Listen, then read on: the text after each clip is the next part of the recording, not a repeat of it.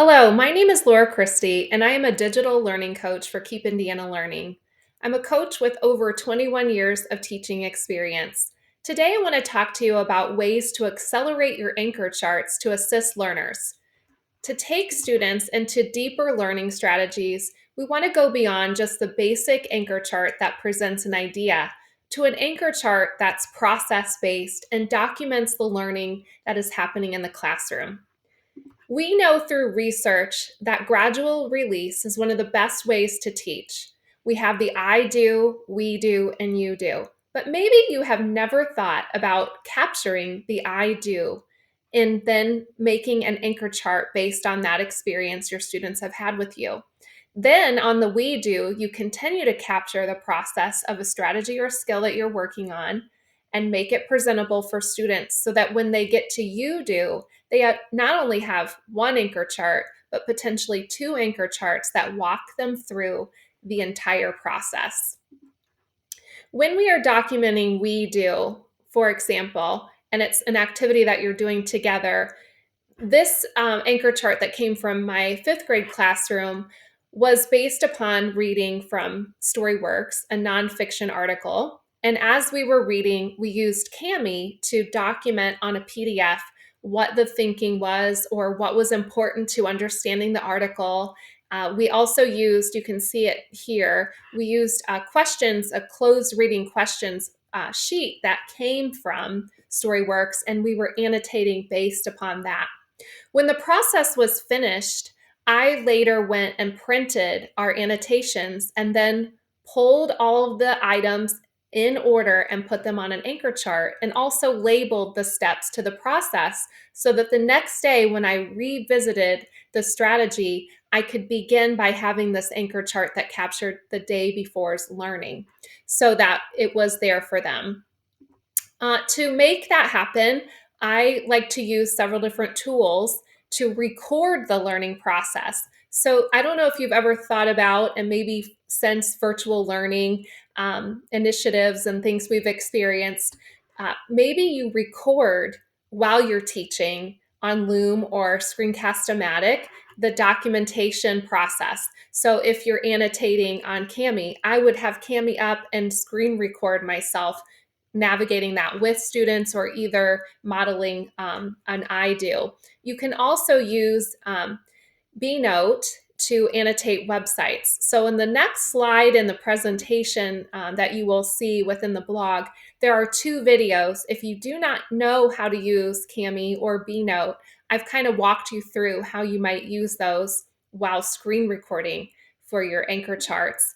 Then what you can do again is print out what you were doing and add to it tools that you're allowing your students to have access to. So when I would get to a we do together, I might have a helper sheet that students were going to have access to that showed them different strategies, let's say for annotating, and that was something they were going to glue into their notebooks.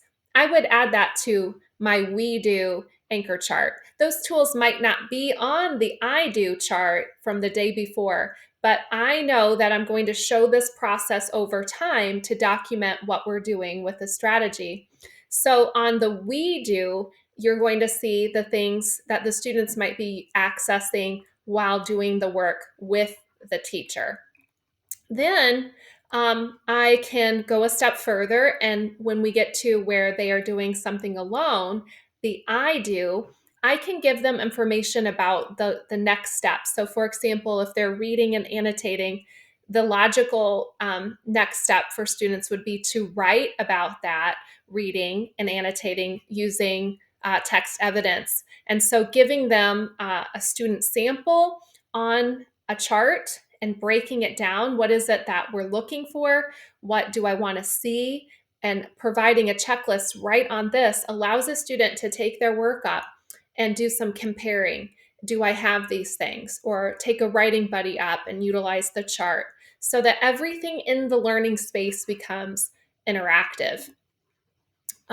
If a student group is really struggling to do something on their own, you can pull a small group and take that same student sample and break it down a little bit more to make another anchor chart for those students that might need you to take a highlighter and point out step by step what is it that the student writing contained.